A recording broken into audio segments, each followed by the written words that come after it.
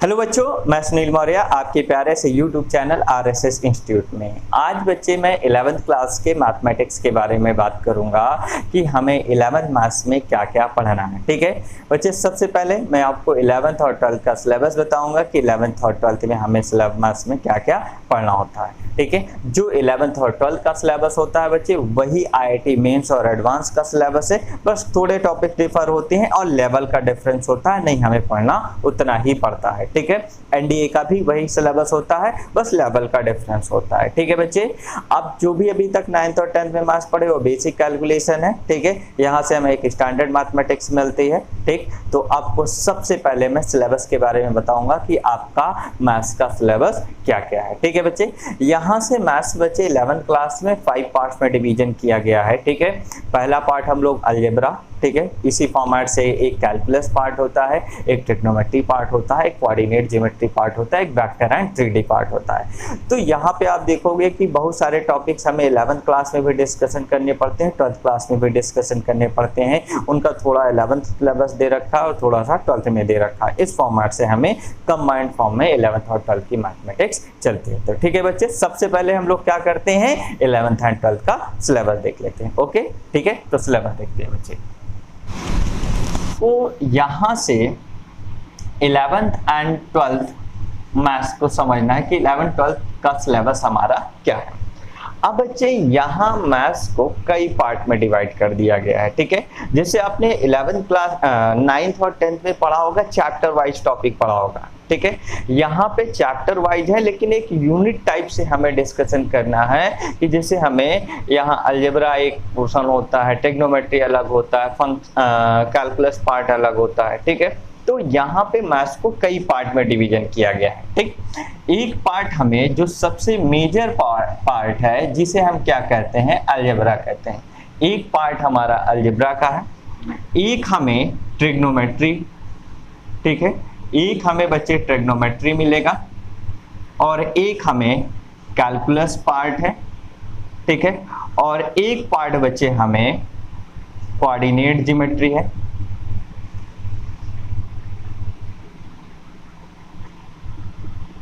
और एक पार्ट बच्चे वेक्टर एंड 3D है।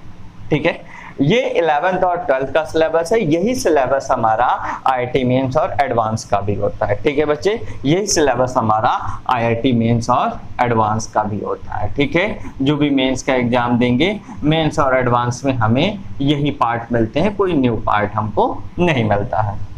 अब बात को समझो बच्चे, आप अगर देखोगे तो 11th क्लास में कंप्लीटली आप अलजेब्रा पढ़ते हो। ठीक है, 11th में भी है और ये 12th में भी है, थोड़े थोड़े पार्ट इसके, जैसे मैक्सिमम पार्ट अलजेब्रा का 11th क्लास में और कुछ पार्ट 12th में है। ट्रिग्नोमेट्री आप कंप्लीटली 11th क्लास में पढ़ते हो। कैलकुलस आप देखोगे तो 2 या 3 चैप्टर 11th में है, बाकी का सारा ये कहाँ पे मिलेगा 12th क्लास में मिलेगा और थोड़ा बहुत 11th में आपको डिस्कशन करना है। कोऑर्डिनेट ज्योमेट्री बच्चे कंप्लीटली आप 11th क्लास में डिस्कशन करते हो। ठीक है, और हम अगर देखेंगे तो वेक्टर एंड 3D कंप्लीटली हमें 12th क्लास में मिलता है। ठीक, तो हमें ये मैथमेटिक्स के 4 पिलर, ये 5 पिलर हैं, या ये कह दो इन्हें 5 पार्ट में डिवाइड करके हम लोग देखते हैं। ठीक है, अब बच्चे अगर देखोगे तो किसी का कैलकुलस स्ट्रांग होता है, किसी का अलजेब्रा स्ट्रांग होता है, किसी की पूरी मैथमेटिक्स स्ट्रांग होती है, किसी को कैलकुलस बहुत अच्छे से समझ में आ जाती है नहीं, और किसी को नहीं आता है। ठीक है, तो सारी बातों को आपको ध्यान से समझ के चलना है कि हमें किस में किस तरीके से सोचना पड़ेगा बच्चे। ठीक है, आपको पूरी मैथमेटिक्स को कवर में लाने के लिए थोड़ा हार्ड वर्क करना पड़ेगा। देखो बच्चे, अब यहां से अगर देखें तो हमें 11th क्लास में क्या क्या देखना है। सबसे पहले अब हम 11th क्लास का सिलेबस देखें कि 11th क्लास में हमें क्या देखना है। ठीक, 11th क्लास अगर हम लोग देखें कि 11th क्लास में हमें कौन कौन सा चैप्टर पढ़ना है, तो 11th क्लास की मैथमेटिक्स में अगर बच्चे देखोगे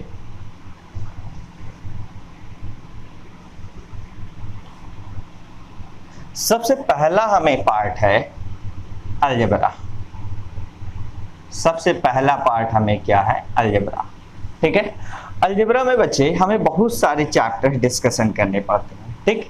एक अलजेब्रा का सबसे पहला टॉपिक है सेट्स, ठीक है। सबसे पहला टॉपिक हमें क्या डिस्कशन करना है बच्चे, सेट, जिसे सेट थ्योरी भी कहते हैं। एक दूसरा टॉपिक हमें डिस्कशन करना है रिलेशन। एक दूसरा टॉपिक क्या डिस्कशन करना है, रिलेशन।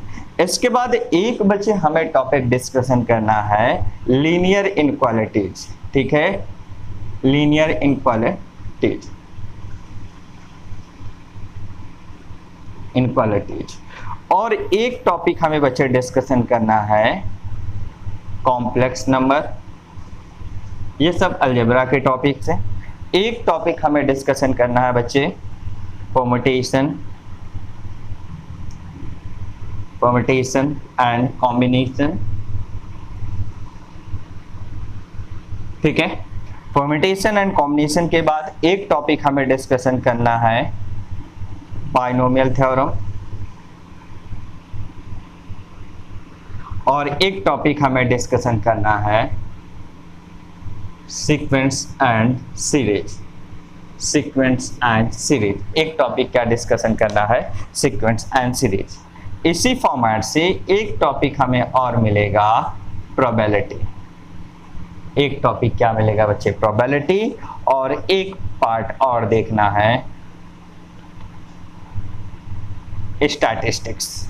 हमें मेन बच्चे जो 11th क्लास में अलजेब्रा में टॉपिक्स देखने हैं, सेट देखना है, relation, linear inequalities, complex number, permutation and combination, binomial theorem, sequence and series, probability and statistics. यहाँ सीक्वेंस एंड सीरीज में बच्चे हमें कई पार्ट हैं। इसमें एक सीरीज देखनी है अरिथमेटिक, एक ज्योमेट्रिक प्रोग्रेशन और एक हार्मोनिक प्रोग्रेशन। ये तीन सीरीज हमें डिस्कशन करनी है, मतलब इसके तीन पार्ट हमें अगेन देखने पड़ते हैं, ठीक है। इसके बाद हमें एक बहुत इंपॉर्टेंट पार्ट डिस्कशन करना है बच्चे, ट्रिग्नोमेट्री। ट्रिग्नोमेट्री हमारे लिए बहुत इंपॉर्टेंट है, ठीक है। अगर यहां से देखेंगे तो ट्रिग्नोमेट्री हमारे लिए बहुत इंपॉर्टेंट है। इसके बिना मैथमेटिक्स में हम लोग कोई बात नहीं कर पाते हैं, ठीक है। पूरा कैलकुलस पार्ट समझने के लिए हमें ट्रिग्नोमेट्री आनी चाहिए। ट्रिग्नोमेट्री में नियर अबाउट 4 चैप्टर्स है, ठीक है। एक पार्ट हमें यहाँ से देखोगे तो एक पार्ट हमें ट्रिग्नोमेट्रिक रेशियोज देखना पड़ेगा, उसमें वैल्यू का कैलकुलेशन करना पड़ेगा। इस फॉर्मेट से हम लोग देखते हैं, ठीक है। एक हम लोग अगर देखेंगे तो यहाँ से ट्रिग्नोमेट्रिक वैल्यू का भी कैलकुलेशन करते हैं। एक पार्ट अगर देखोगे तो trigonometric ratios of compound angles, हमें कंपाउंड एंगल्स पे ट्रिग्नोमेट्रिक रेशियोज देखना पड़ता है बच्चे, ठीक है। अब कंपाउंड एंगल्स क्या होते हैं जब हम लोग बात करेंगे तब हम लोग वहां पे देखेंगे कि कंपाउंड एंगल्स क्या है, ठीक है। एक इसी फॉर्मेट से बच्चे हमें ट्रिग्नोमेट्रिक रेशियोज ऑफ सब मल्टीपल एंगल्स, सब मल्टीपल एंगल, ठीक है। सब मल्टीपल एंगल्स के बारे में देखना है कि सब मल्टीपल एंगल्स पे ट्रिग्नोमेट्रिक रेशियोज हमें क्या मिलती है, ठीक है। कुछ हमें बच्चे प्रॉपर्टीज देखनी पड़ेगी, प्रॉपर्टीज ऑफ ट्रायंगल। अब हमें एक टॉपिक डिस्कशन करना है कि ट्रायंगल की प्रॉपर्टीज, जैसे sine law, cosine law, tangent law, कुछ लॉ होते हैं उनके बारे में भी हमें डिस्कशन करना है। वैसे ट्रिग्नोमेट्री का मतलब ही मैंने बताया है बच्चे, मेजरमेंट ऑफ ट्रायंगल, ठीक है। ट्रायंगल को मेजर करना ही ट्रिग्नोमेट्री होता है। दैट मींस यहाँ पे हमें सिर्फ ट्रायंगल के बारे में ही डिस्कशन करना है। तो हमें और बहुत छोटे छोटे चैप्टर्स है, मेनली हमें 4 चैप्टर्स इन्हें समझना है। इनके अंदर बहुत सारी छोटे छोटे टॉपिक्स हैं, उनको हम लोग डिस्कशन करेंगे, ठीक है। ये तो ट्रिग्नोमेट्री का है। इसके बाद बच्चे हमें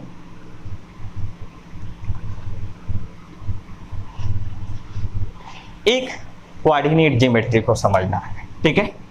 coordinate geometry completely 11th class में है बच्चे। Coordinate geometry completely 11th class में है और इसमें बहुत सारे टॉपिक्स हैं, ठीक है। इसमें बहुत सारे टॉपिक्स हैं। सबसे पहले अगर देखोगे, आप लोगों ने 11th क्लास 10th क्लास में थोड़ा सा पढ़ा है। सबसे पहला इसमें हमें जो मिलेगा स्ट्रेट लाइन मिलेगा। हमें पहला टॉपिक क्या समझना है, स्ट्रेट लाइन देखना है, ठीक है। उसके बाद बच्चे हमें एक सर्कल देखना है। क्या, गोला गोला बनाएंगे, सर्कल, ठीक है। एक बच्चे इसी फॉर्मेट से हम लोग कॉनिक सेक्शन देखेंगे। एक हमारा कॉनिक सेक्शन होता है, ठीक है। अब हम लोग कॉनिक सेक्शन के बारे में देखेंगे। इसमें कई चैप्टर्स हमें डिस्कशन करना है। कॉनिक सेक्शन के अंदर बच्चे एक पैराबोला देखना है और एक हमें एलिप्स देखना है, एक हमें एलिप्स देखना है और एक हमें हाइपरबोला देखना है। क्या देखना है? हाइपरबोला, पैराबोला, एलिप्स और हाइपरबोला। ठीक है, तो टोटल हमें 5 चैप्टर डिस्कशन करना है कोऑर्डिनेट ज्योमेट्री में, और कंप्लीटली कोऑर्डिनेट ज्योमेट्री बच्चे 11th क्लास में ही हम लोग डिस्कशन करते हैं। यहाँ बच्चे एक पार्ट हमें कैलकुलस का मिलता है। ठीक है, देखो कैलकुलस 11th क्लास में सिर्फ इंट्रोडक्शन है बच्चे। ठीक है, कैलकुलस में सिर्फ इंट्रोडक्शन है। यहाँ पे 3 टॉपिक्स के बारे में डिस्कशन करेंगे। एक हमें बच्चे डिफरेंशिएशन मिलेगा,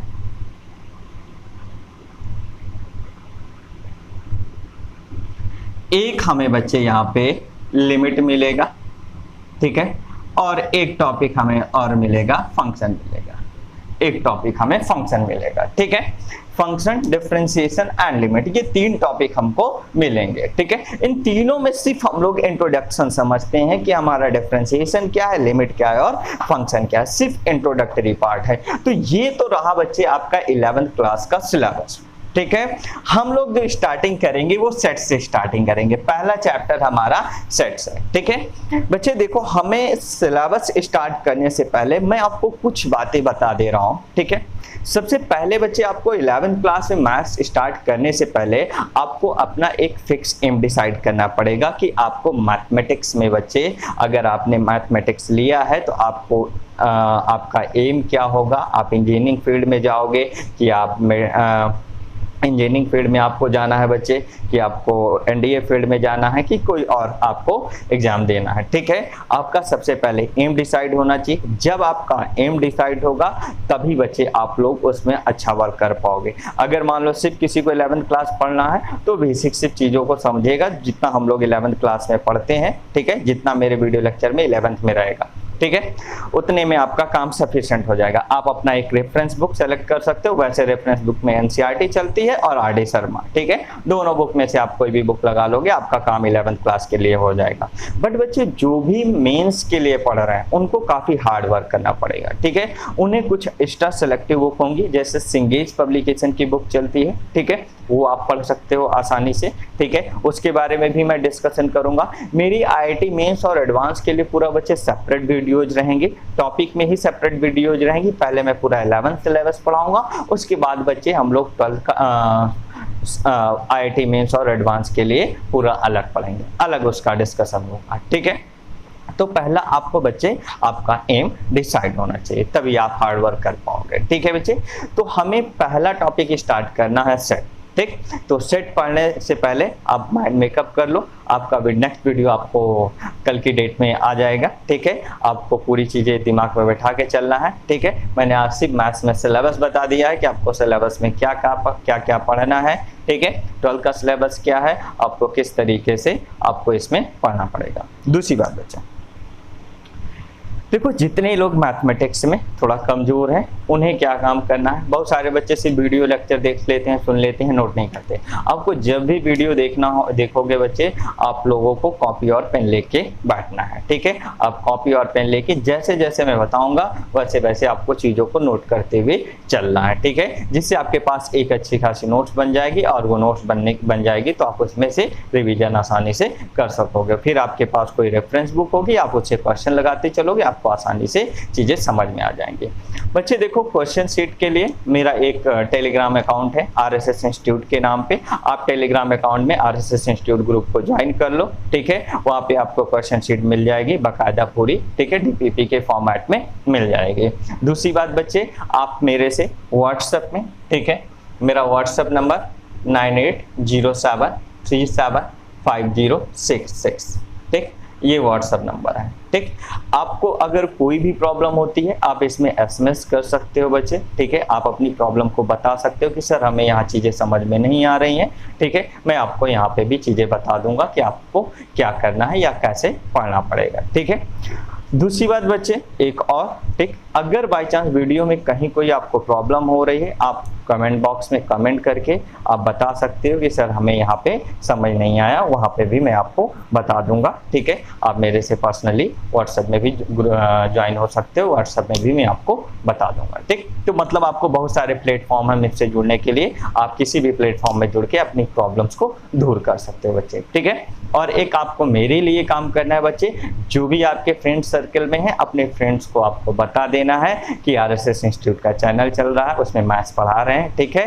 मैं पूरा डिटेल डिस्कशन कर रहा हूँ। ठीक, तो आप उन्हें बताओगे, मेरा चैनल सब्सक्राइब कराओगे। ठीक, अगर उन्हें मेरा वीडियो पसंद आता है तो आप लाइक भी कराओगे। ये आपका काम है बच्चे, इतना आपको मेरे लिए करना है। ठीक है, जितना आप सब्सक्राइबर बढ़ाओगे, ठीक, जितना आप लाइक और कमेंट करोगे, मेरा भी थोड़ा सा एक कॉन्फिडेंस आएगा कि हाँ बच्चे को मेरी बातें पसंद आ रही हैं, मेरी बातें पसंद आ रही हैं, तो मैं थोड़ा और हार्ड वर्क करूँगा। ठीक है, सिर्फ इतने के लिए आपको मेरे यहाँ ये काम करना पड़ेगा। ठीक है बच्चे, तो नेक्स्ट वीडियो के लिए आप वेट करें, आपका नेक्स्ट वीडियो कल के डेट में आपको आ जाएगा। ठीक है, हम लोग 11th क्लास में सेट से स्टार्टिंग करेंगे। ठीक है, यहाँ सेट से स्टार्टिंग करेंगे, एक एक बात हम लोग जानेंगे। ठीक, ओके बच्चे, आपको आज की बात यही था।